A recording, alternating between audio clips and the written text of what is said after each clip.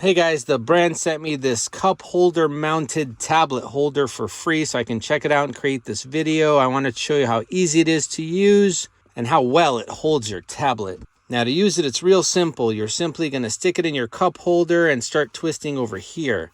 What that's going to do, it's going to send out these little bumpers and that's going to create a tight hold. So let me demonstrate over here. Simply stick it in, start twisting.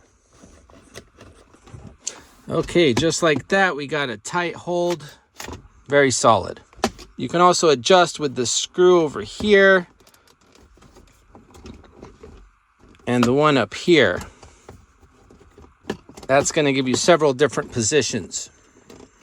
Now, when you stick the tablet on like so, you're going to see it could be either vertical or horizontal.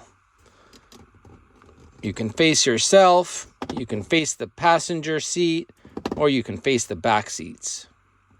You can even stick this thing in the back seat cup holder back over here. You can see once again, it's a nice and tight hold. There you go. Your kids can enjoy watching their favorite show or playing their favorite games while on those long road trips.